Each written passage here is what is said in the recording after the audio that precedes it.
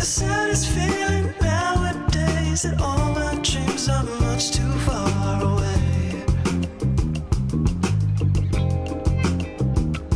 Sometimes the nights got me aching, working hours in the cold.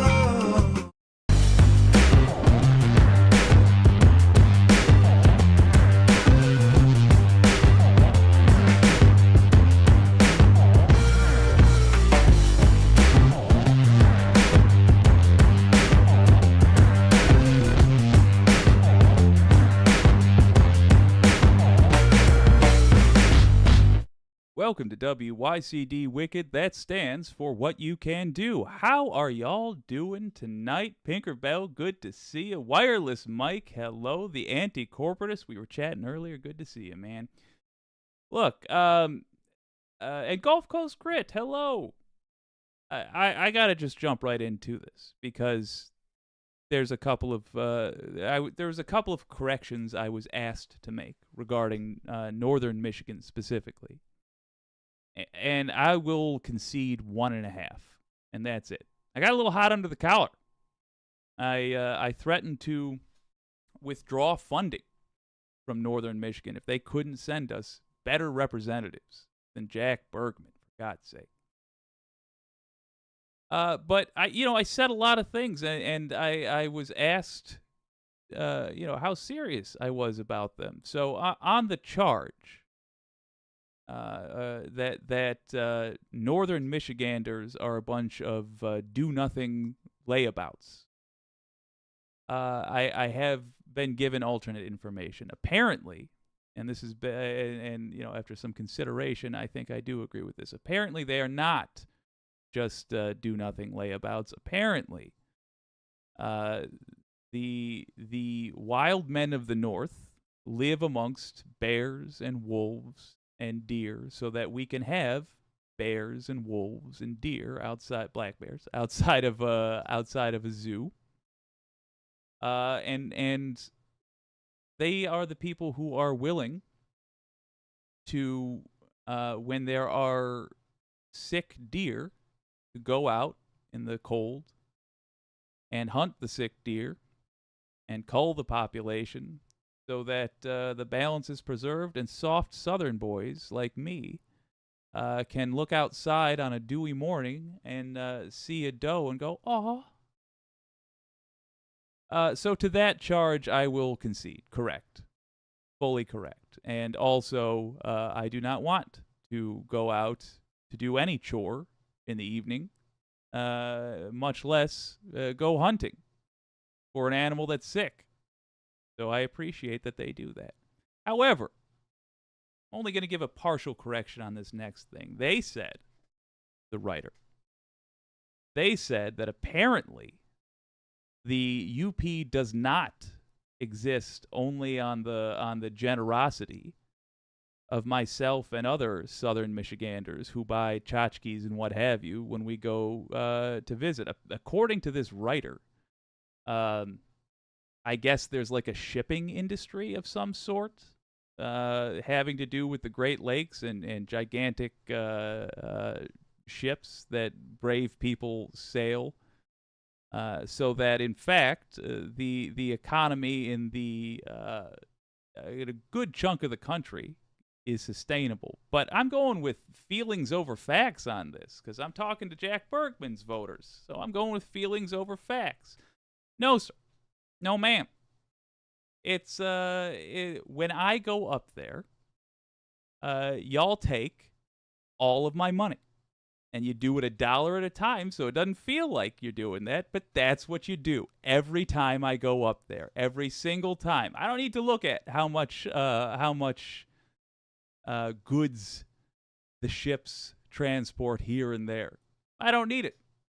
I can look at my own lonely wallet and know that the single dollar in there will wind up in one of your hands. But here's the correction I'm willing to make. It's not myself and a bunch of other southern Michiganders that are funding the lifestyle of those in the North. It's me entirely. Just me. Just looking at my fridge. I have enough magnets on there. I would say I've given the Northern Peninsula $2 to $3 trillion lifetime. Every time I come back from the Northern Peninsula, I have enough fudge in my back seat for Cruella de Vil's purposes, and I have more tchotchkes than Shiva could imagine. I assume at this point a good chunk of the landmass of the Northern Peninsula is just crumpled dollar bills that you sons of bitches got from me. One magnet shot glass postcard at a time every time I go into a gas station on my way back. So, no, you get a partial correction only, and even then, I'm only strengthening the point. It is purely me that funds the Northern Peninsula's existence, and I will withdraw 100% of my magnet money if you cannot find us. Even I don't care if they're Republican or Democrat, a better politician than Jack Bergman, who is a liar. Okay, now that the correction's out of the way, let's have a look at that poll. Oh no. Well, Pinkerbell, his poor spending habits, I guess. Yes, the anti-corporatists. If you didn't hear it yesterday, I made some pretty devastating threats to the Northern Michigan economy because I was angry about Jack Bergman, and I just wanted to clear it up. I keep giving them all my money, but let's go to some good news. We talked about a gentleman by the name of, is this going to work? It is. A gentleman by the name of George Santos yesterday. I hadn't realized his life got even worse when I wasn't looking. George Santos, representative from New York, is in quite a bit of hot water legally. And the great news for us all is that even the Republicans can't stomach him anymore. Check this one out. They want to fight with 700,000 people. That's on them. There's a resolution to remove him from the House of Representatives. He has no business being in the halls of the House of Representatives. He's an immoral person. He's an untrustworthy person. He's scammed hundreds of thousands of voters, hundreds of donors. He's stolen millions of dollars. This is the most provable case of election fraud that we have before us. He is a fraudster. He defrauded Long Island voters. He should be out of Congress right away. After the latest indictment, I think it's clear that he's not fit to serve in the House of Representatives. He's a stain on the institution, and that's why the New York freshmen have come together. He's also a stain on our state.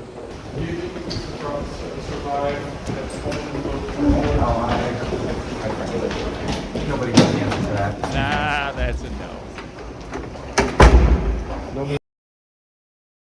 Oh, boy.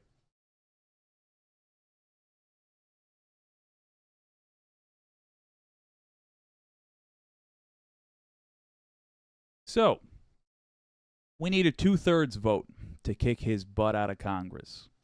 Will they get it? I can assume you're going to have half of Congress voting yes. You're going to have about half of the folks in the House of Representatives voting yes. The Democrats.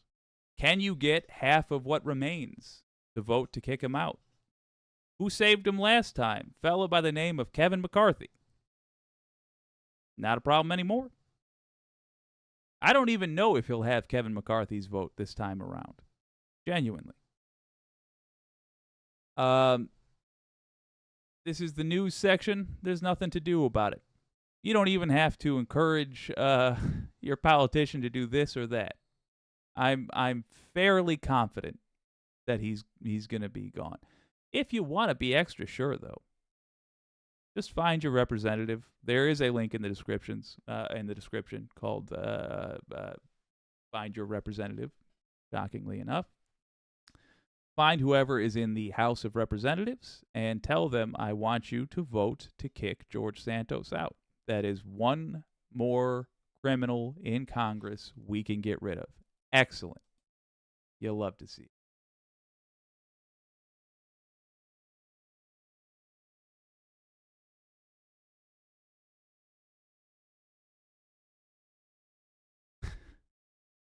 Rex Trek, George Santos, a.k.a. Kitara Ravashi, is changing his name to Emma Liar. Emma Liar, yes, indeed. The letter hack, hello. Good to see you, man. Oh, the anti-corporatist, he better not get kicked out before he has a chance to resign as part of his plea bargain. Oh, my God, how perfect. Oh, how perfect. I hope that's exactly what happens. And if that is, oh my God, for once, for literally the only time that I'm aware of, Republicans will have assisted with the pursuit of justice in the United States. Standing by. Oh, all right. It's not terribly creative, folks, but I'm being kind of quick today. I would very much like to try to get something done by tomorrow. I'll play you, depending how the poll goes, I'll play you some of it. But first, let's talk about some serious business. Effing over Big Pharma. So, Big Pharma, which perpetually smells like brimstone and the tears of the innocent, have been a bane in in the lives of not only Americans, but kind of the whole world for as long as capitalism has been entwined in medicine. Something it should have its filthy paws off of. But there are people out there in power and in positions to help us do something who have taken note and are now taking action. Sam Cedar, with just a gold mine of content this week, is at the Mass Torts Conference. I think it's Foxy, is it in Nevada? Is it over by you? I'm not sure. But he's at the Mass Torts Conference, and he talked to somebody who kind of laid out perfectly what's wrong with this picture. I'm going to start with them, but I'm going to tell you, you can do something right now. You don't even have to wait for this person to get their work done. You can do something tonight to save the lives of other Americans.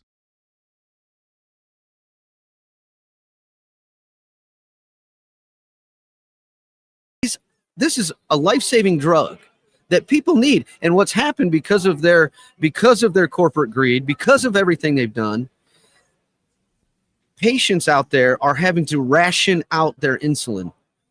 Okay, because there was a study done by Yale in 2020 that basically said that the diabetic population is having to spend their income at catastrophic levels. That's the word, catastrophic levels. Just pause for a moment and forget the fact that people literally die because they cannot afford insulin. Just set that aside. Should you have to pay a tax for being ill? Should it just be more expensive to be ill? Or should it not be any harder than it needs to be?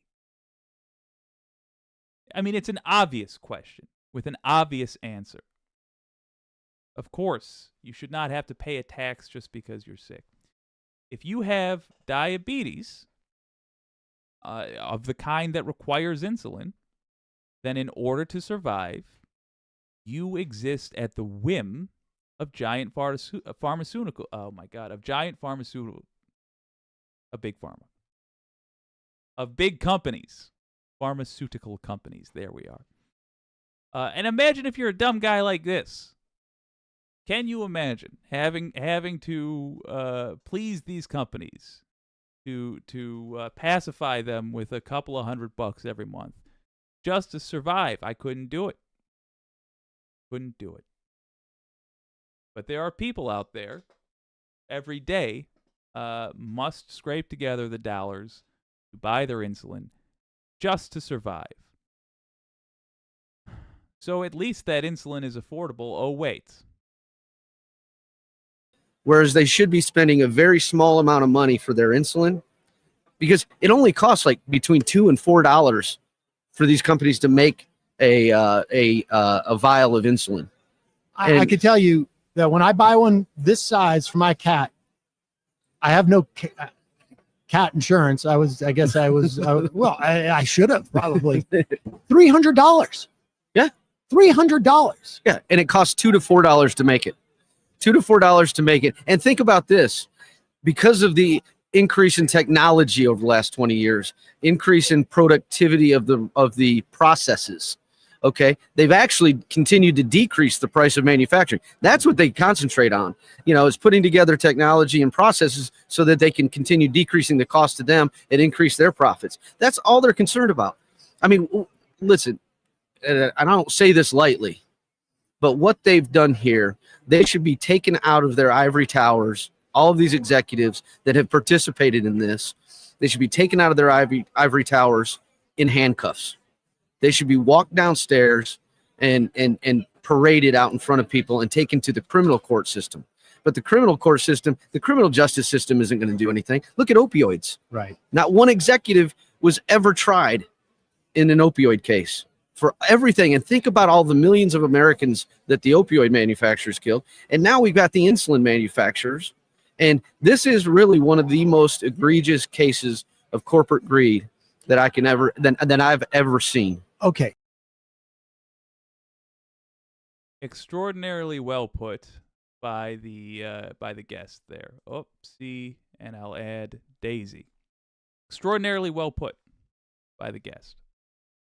What can you do? Pretty simple. There are 2 states that I'm aware of currently. There may be a third. I need to relook that up. But 2 states for sure that I'm aware of, which have plans to manufacture insulin. According to MLive, good old Michigan, and according to Vox, California. They're manufacturing their own insulin so they can sell it at a reasonable price, so people don't need choose between whether or not they can buy groceries or take the medicine that is necessary in order to consume those groceries.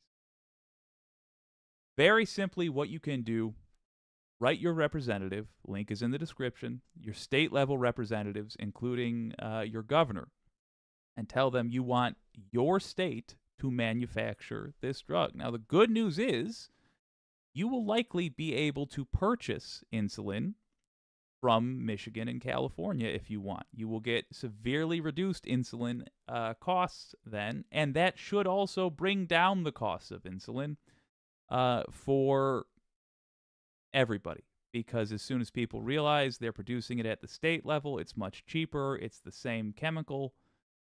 To be competitive, they will need to do that. However, you should give your state a taste for production of this sort of thing. Creates jobs for folks that we can monitor and ensure are good paying. That would make them government employees. There's a certain minimum they get then. There are benefits that you get just from being a government employee. It also shows the rest of the folks in your state what is possible.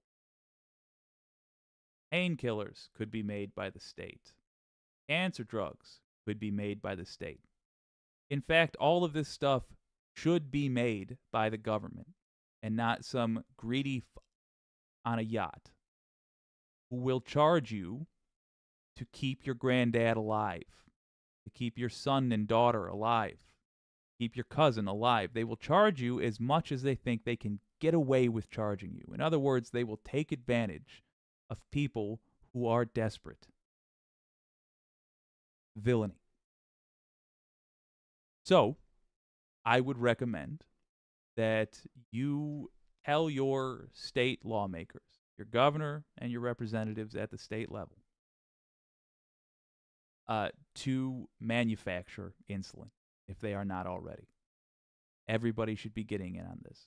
And the next drug that capitalist pigs try to overcharge people for, you will know what to do. Write the folks in your state who depend on your vote to stay employed, and tell them you want the state to manufacture these. Let's see what the Wicked community has to say.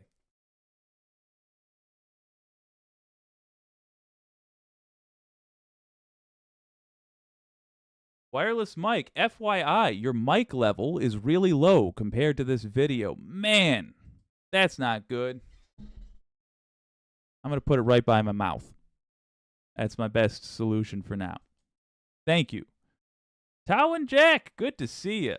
The anti-corporatist, Callie, is manufacturing it. Yes, there's a link to an article in Vox about that in the description. Jump down a little bit. Gulf Coast Grit. All of these drugs were funded by government money. Public grants are what made all of these medications possible. It should go back into our hands. Yes, we've just allowed them to steal from us. Scott Ward. Trump is mentioned in 2 Thessalonians, chapter 2, verse 3 and 4. Let no one deceive you by any means, for that day will not come unless the falling away comes first, and the man of sin is revealed, the son of perdition, who opposes and exalts himself above all that is called God or that is worshipped, so that he sits as God in the temple of God, showing himself that he is God. Interesting. I'll read that some more. Thank you. Gulf Coast Grit, state-owned pharmaceutical manufacturing would bring reliable jobs. Yes, it would. Yes, it would. It would be fantastic. All right, so we have a pretty contentious vote here. But overall, the audience has voted to have a peek at Fight Night Animated.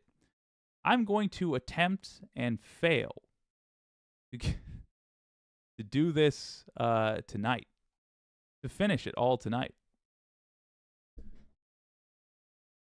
And I am not going to upload this VOD, so only the people watching live will get to see this.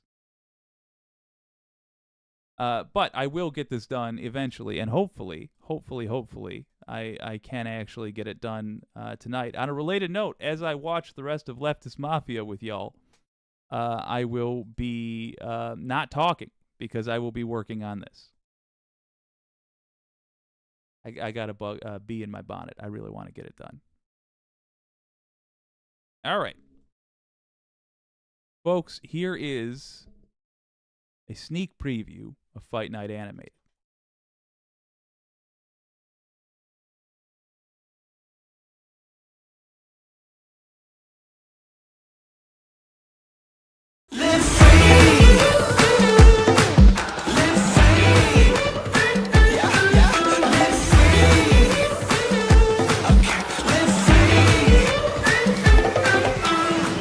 Everybody put your hands up, hands up. You know we're gonna have a good time, good time.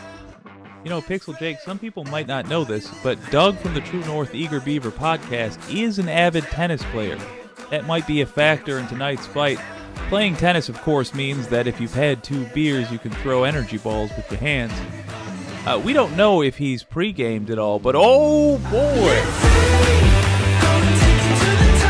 Well, it looks like he might have. He's certainly come to entertain.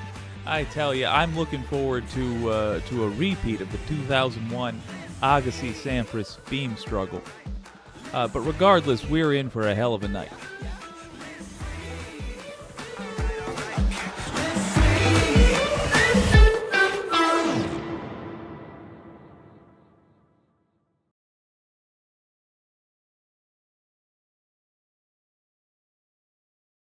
That's what we're working on, folks.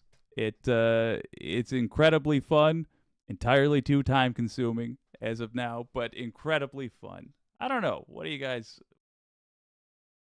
Tao and Jack That is insane that corporations get to dictate the prices of necessities. Please strengthen antitrust laws. I agree. To quote, the anti-corporatist says, to quote Olivia Rodrigo, fuck it, it's fine. Shaking my head. Scott Ward, the 2024 election is the great falling away. Interesting. Wireless mic with a nice. Well, thank you so much. Yeah, I'm going to go back to work on that. It's a tremendous amount of fun, and I will be listening to Leftist Mafia. I hope y'all will check it out. I think we're still trying to get Rebecca Azor's watch hours up, but watch it wherever you watch it. I will be popping around trying to keep the progressive front strong. Thank you so much for joining me tonight. This has been WYCD Wicked. That stands for What You Can Do. My name's Jake.